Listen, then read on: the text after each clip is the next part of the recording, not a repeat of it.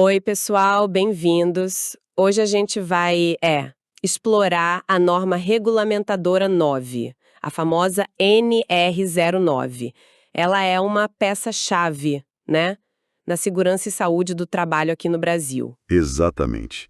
Focada em avaliar e controlar riscos físicos, químicos, biológicos. Isso.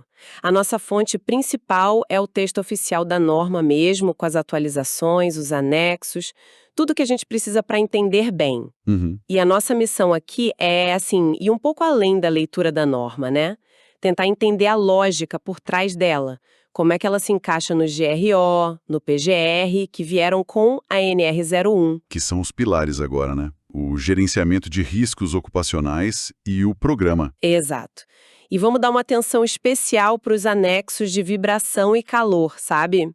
Tentar pegar o que é essencial mesmo para prevenção no dia a dia. Ótimo. Ok, então. Vamos começar pelo básico. Qual que é a grande proposta da NR09? Bom, o objetivo central dela é definir os requisitos para avaliar as exposições ocupacionais, aquelas que foram identificadas lá no PGR, né? Agentes físicos, químicos, biológicos. Certo. E essa avaliação ela serve para quê? Para subsidiar as medidas de prevenção, para dar base técnica para as ações de controle, Entendi. E onde ela se aplica exatamente? basicamente onde houver essas exposições que a gente mencionou. Mas um ponto importante, que a norma deixa bem claro, é a questão da proporcionalidade. Como assim? A profundidade da avaliação, das medidas de controle, isso não é fixo, sabe? Depende muito das características da exposição e da real necessidade de controlar aquele risco. Não é um tamanho único para todo mundo. Ah, faz sentido. Adaptação à realidade de cada local, né? Isso. E outra coisa fundamental é não confundir os papéis das normas. A NR9, ela foca na prevenção, no controle, como parte da gestão de riscos da empresa. Uhum. Já a NR15 e a NR16, que falam de insalubridade e periculosidade, têm outro objetivo. É mais para caracterizar legalmente uma condição de trabalho, né? Geralmente ligado a adicional no salário, essas coisas. Entendi. São consequências legais. Exato. A NR9 é a ferramenta para evitar chegar nessas condições. É a gestão preventiva na prática. Clareou. O foco é prevenir. Então, como é que a norma guia as empresas nesse primeiro passo? Como identificar esses riscos de forma mais estruturada? Olha, essa fase de identificação é crucial. Não adianta só dizer, tem ruído aqui. Tem que detalhar. Detalhar como? Tipo, que atividades geram esse ruído? Qual o agente exato? Como o trabalhador entra em contato? Quais os possíveis danos à saúde, sabe? Desde uma perda auditiva leve até algo mais grave. Que fatores influenciam? É o dia todo? Só de vez em quando? Depende da tarefa? Nossa, é bem minucioso. Sim, e também já existe alguma medida de prevenção? Mesmo que simples. E quem são as pessoas expostas? Quantas são? Em que funções? É um levantamento bem completo mesmo. Ok. E depois dessa identificação detalhada, o que vem? A avaliação, imagino? Correto. Aí entra a avaliação. Geralmente começa com uma análise preliminar. A ideia é pegar tudo isso que foi levantado na identificação, mas outros dados que a empresa talvez já tenha. Tipo, medições antigas? Exato. Ou informações do fabricante do equipamento, literatura técnica. Com tudo isso na mão, a empresa decide. O risco é óbvio, já dá para ir direto para as medidas de controle. Ou a situação é meio incerta e a gente precisa aprofundar, seja com uma avaliação qualitativa ou, o que é bem comum, quantitativa.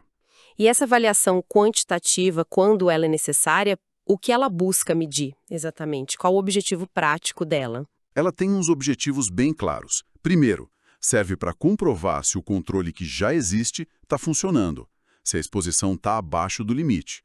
Segundo, para dimensionar o nível real da exposição, sabe? Quanto aquele grupo de trabalhadores está realmente recebendo daquele agente. Para ter um número mesmo. Isso, um número. E terceiro, para dar dados concretos para planejar e priorizar novas medidas de prevenção. Onde eu preciso agir primeiro? Onde o risco é maior. Entendi. E um ponto fundamental que a norma bate muito na tecla é a representatividade. A medição tem que refletir a exposição real do trabalhador. Ah, não pode ser num dia atípico, né? De jeito nenhum. Tem que considerar a jornada de trabalho, as variações das tarefas, as condições normais do ambiente. Senão, o resultado não serve para nada, né? Faz todo sentido.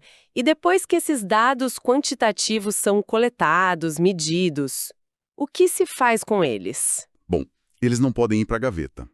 A norma exige que esses resultados sejam integrados ao inventário de riscos do PGR. Ah, então eles alimentam aquele sistema maior de gerenciamento. Exatamente. E além disso, todas as avaliações feitas, qualitativas ou quantitativas, precisam ser registradas e guardadas pela organização. Tem que ter um histórico, uma memória técnica da prevenção na empresa. Certo. E como esses resultados viram ação? Onde entram as medidas de controle na prática? As medidas específicas para cada tipo de agente calor, ruído, químicos, vibração, vão estar detalhadas nos anexos da NR09, né? Uhum. A norma geral estabelece a obrigação da empresa adotar o que for necessário para eliminar, minimizar ou controlar os riscos, e sempre seguindo aquela hierarquia de controles da NR1, né? Aquela que prioriza eliminar o risco, depois substituir, controle de engenharia. Isso mesmo, controles administrativos e, só em último caso, o EPI. A NR09 reforça essa lógica. E essas medidas, elas ficam meio soltas ou se conectam com o planejamento geral da empresa? Não, elas são parte do PGE. Tem que estar lá no plano de ação da empresa, com prazo, com responsável definido, com jeito de verificar se funcionou. A avaliação não é um fim em si, né? Ela direciona a ação preventiva, de forma organizada. Entendi a lógica geral. Agora, tem uma parte da norma que fala de disposições transitórias. O que significa isso? Isso é importante.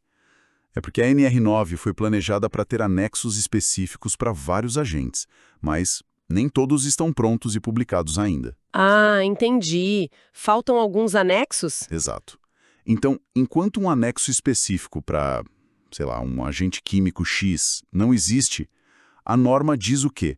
Use como referência os critérios e os limites de tolerância da NR15. Aquela da insalubridade. Essa mesma. E aí ela introduz também formalmente o conceito de nível de ação, que para agentes químicos geralmente é metade do limite de tolerância da NR15 e para ruído é metade da dose permitida. Essa parte das disposições transitórias é interessante. Usar a NR15 como base inicial faz sentido na falta de um anexo específico.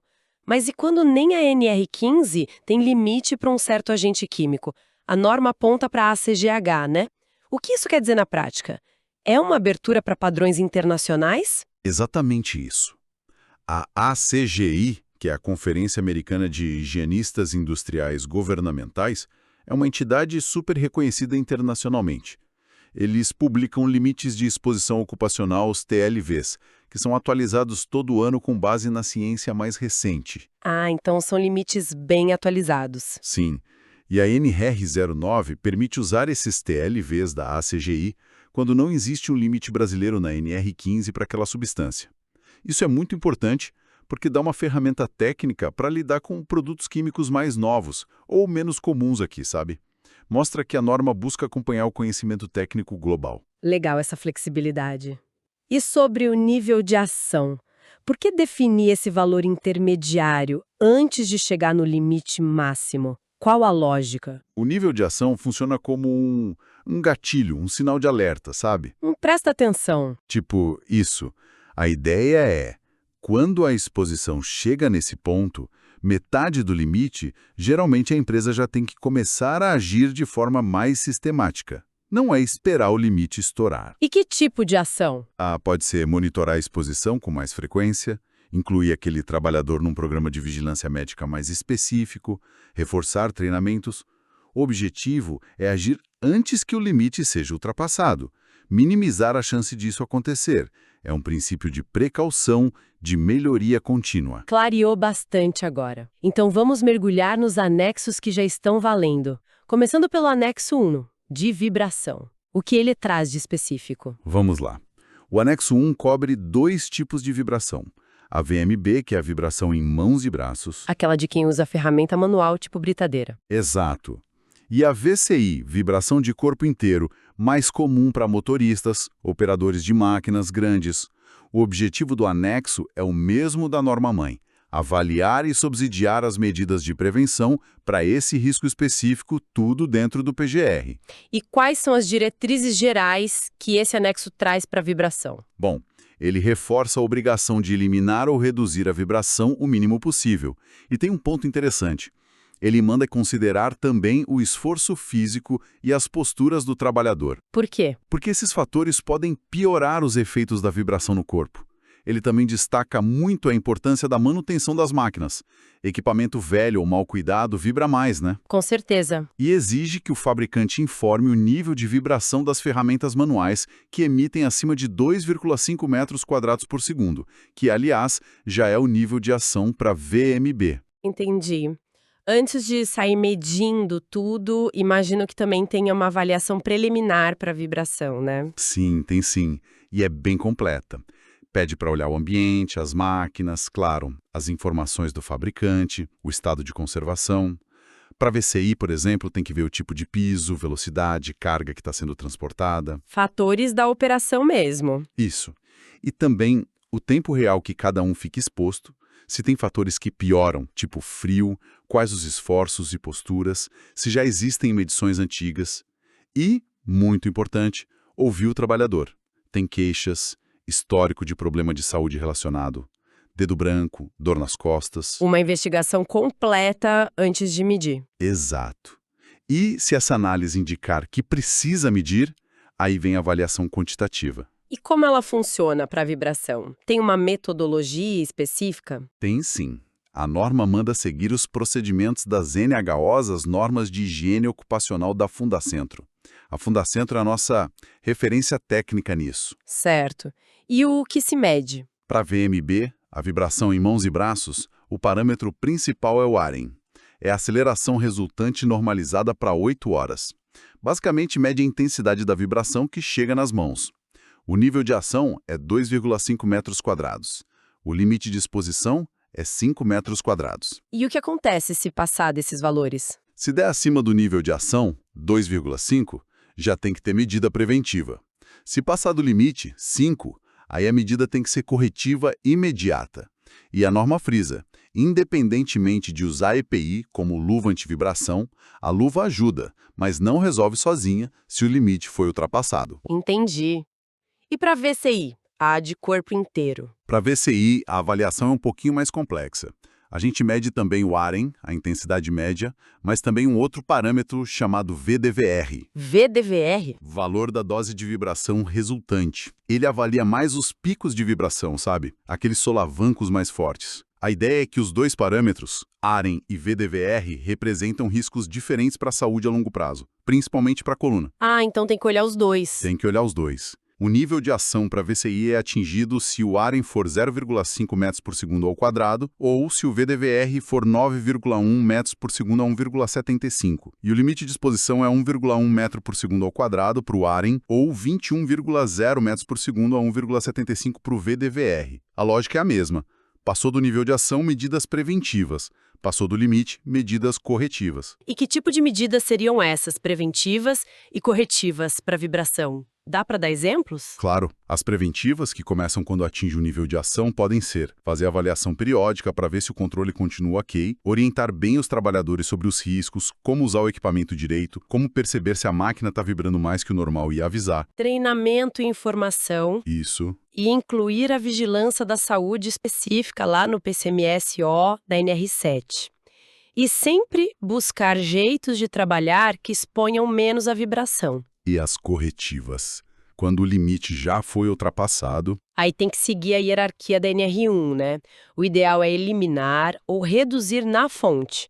Modificar o processo, talvez, substituir uma ferramenta antiga por uma nova que vibre menos, reorganizar o posto de trabalho para VMB, para VCI pode ser reprojetar uma plataforma, trocar o assento do veículo por um com amortecimento melhor, cuidar da manutenção do piso por onde a máquina anda. medidas de engenharia principalmente. Sim. Ou então medidas administrativas. Reduzir o tempo que a pessoa fica exposta por dia, fazer rodízio entre tarefas com e sem vibração. Tem várias possibilidades. Bem completo mesmo. Vamos mudar de agente agora. olhar para o anexo 3, que trata do calor. Qual a abordagem dele? A lógica é parecida. O objetivo é avaliar e controlar a exposição ao calor no trabalho, dentro do PGR. Ele detalha as responsabilidades da empresa para proteger a saúde dos trabalhadores. E o que inclui essas responsabilidades? Olha, inclui adotar medidas de controle, claro, mas também muita orientação, informar sobre os riscos do calor, quais os sinais e sintomas de problemas, desde cãibra até insolação, né? A importância de beber água, de avisar se não estiver se sentindo bem, quais as medidas preventivas que a empresa está tomando, como funciona um ambiente de trabalho em relação ao calor e o que fazer em emergência. A norma até fala em treinamento anual específico sobre calor. A avaliação de risco para calor também começa com aquela análise preliminar. Sempre. A ideia é investigar antes de sair medindo. Para calor, essa análise tem que olhar onde está o perigo, quais são as fontes de calor, é o sol, é um forno, um motor, como esse calor chega no trabalhador, quem são os expostos, quantos, em que funções, que atividades eles fazem. A exposição é constante, tem picos, já tem algum dado de saúde, alguma queixa sobre calor? O que a literatura técnica diz sobre risco de calor naquela atividade específica? Que medidas já existem? Quais os fatores do ambiente, temperatura, umidade, vento? Quanto tempo eles ficam expostos? E uma coisa crucial para o calor, qual o esforço físico? Qual a taxa metabólica? E, claro, se tem registros antigos de medição. Só depois de tudo isso é que se decide se vai medir ou não. Exatamente. Se a análise preliminar mostrar que precisa quantificar, aí sim. E se for preciso medir o calor, como é que faz? Qual metodologia? De novo, a referência principal é a NH da Fundacentro, nesse caso a NH06. A metodologia padrão usa um índice chamado IBUTG. IBUTG? Índice de bulbo úmido termômetro de globo? Esse mesmo. Ele é um índice que combina num valor só o efeito da temperatura do ar, da umidade, da velocidade do ar e do calor que vem de fontes quentes ou do sol, a radiação. Para medir, precisa de equipamento específico, seguir os procedimentos certinhos. E além de medir o ambiente com o IBUTG, Precisa estimar a taxa metabólica da atividade. Quanto calor o próprio corpo do trabalhador está gerando com aquele esforço. O anexo até tem um quadro, o quadro 3, com exemplos. Tipo, sentado em repouso gasta X watts, trabalho pesado gasta Y watts, mas pode usar outras referências também. tem uma ferramenta online da Fundacentro também, né? Para ajudar nisso. Tem sim, para estimar o IBUTG em ambientes externos sem fontes artificiais de calor. É uma alternativa bem prática em algumas situações. Ok, então mediu o IBUTG, estimou a taxa metabólica. Como isso se compara com os limites? Onde a gente vê se está ok ou não? O anexo 3 tem dois quadros cruciais para isso. O quadro 1 define o nível de ação para o calor. E o quadro 2 define o limite de exposição. E o ponto-chave aqui é que esses limites de IBUTG não são um número fixo igual para todo mundo. Eles variam? Variam. E variam de acordo com a taxa metabólica da atividade.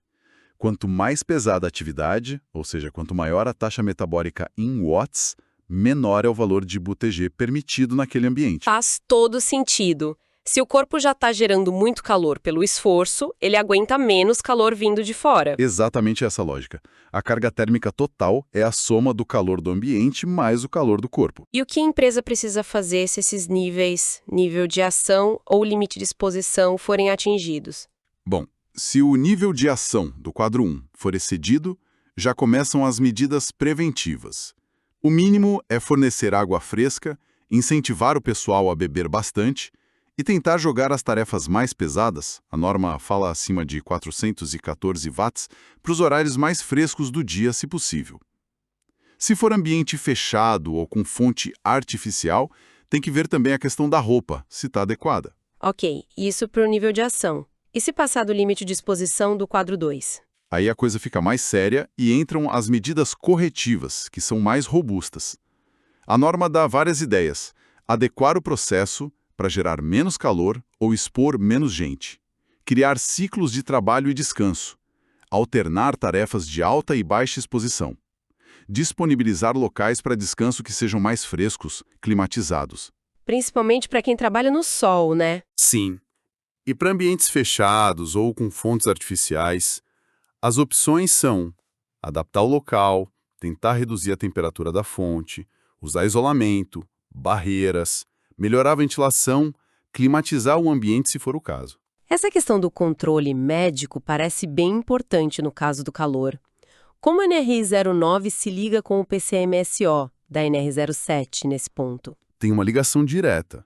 Se o limite de exposição ao calor for ultrapassado, e se as medidas de controle não forem suficientes para eliminar o risco de sobrecarga térmica, o PCMSO tem que prever ações médicas específicas. Que tipo de ações? Pode ser exame clínico mais focado, exame de laboratório, e em alguns casos até monitoramento fisiológico do trabalhador durante a atividade, para pegar sinais de estresse térmico bem no começo. E a aclimatação? Aquela adaptação do corpo ao calor. Quando ela entra? A aclimatação é fundamental. O nosso corpo se adapta ao calor, mas leva um tempo. A norma diz que sempre que a exposição estiver acima do nível de ação, a necessidade de um plano de aclimatação tem que ser considerada e prevista lá no PCMSO. E como funciona esse plano? Ele deve seguir as orientações da NHO 06 ou outra referência técnica. Basicamente, define como introduzir o trabalhador gradualmente àquela condição de calor. Seja um trabalhador novo ou alguém voltando de férias, de afastamento. E é importante lembrar, os limites de exposição do quadro 2 só valem para quem está climatizado e apto para trabalhar naquelas condições. Ah, bem lembrado. A norma fala também sobre emergências, né? Sim, e isso é crucial. Empresa com risco de calor tem que ter um plano de resposta à emergência específico, o que fazer se alguém passar mal por causa do calor, exaustão, insolação, quais os primeiros socorros, como chamar ajuda médica, quem faz o quê, todo mundo envolvido tem que saber desse plano. Para finalizar sobre o calor, aqueles quadros no final do anexo.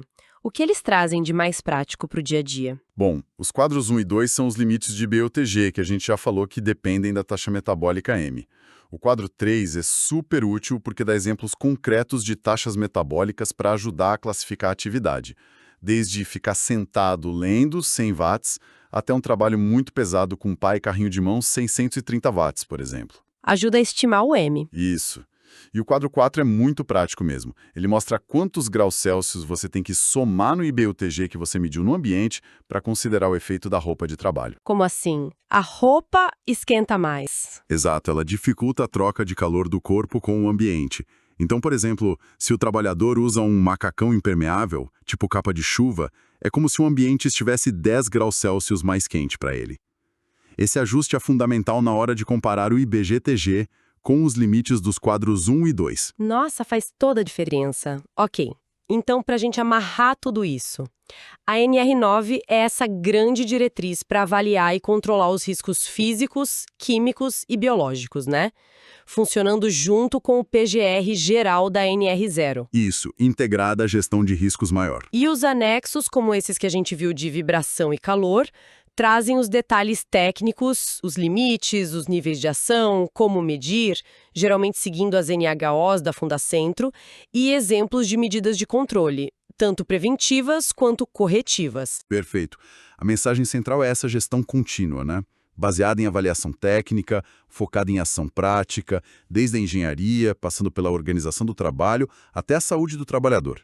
Então, no fim das contas, a norma dá um roteiro bem detalhado para tornar o trabalho mais seguro em relação a esses agentes. Exatamente. É um guia técnico robusto, não é só cumprir por cumprir, é usar a ferramenta para prevenir doenças e acidentes de verdade. Perfeito.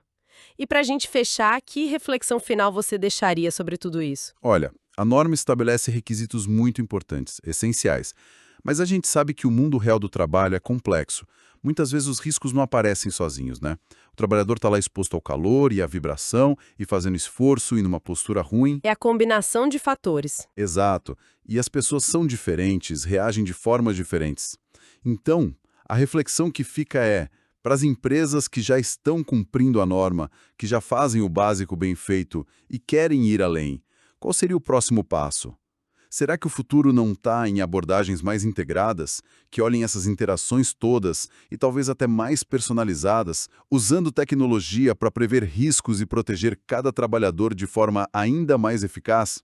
Fica aí a pergunta para a gente pensar. Uma excelente provocação, sem dúvida. Com isso, a gente encerra essa nossa análise sobre a NR9 e seus anexos de vibração e calor. Muito obrigada pela conversa e pela companhia de quem nos ouviu.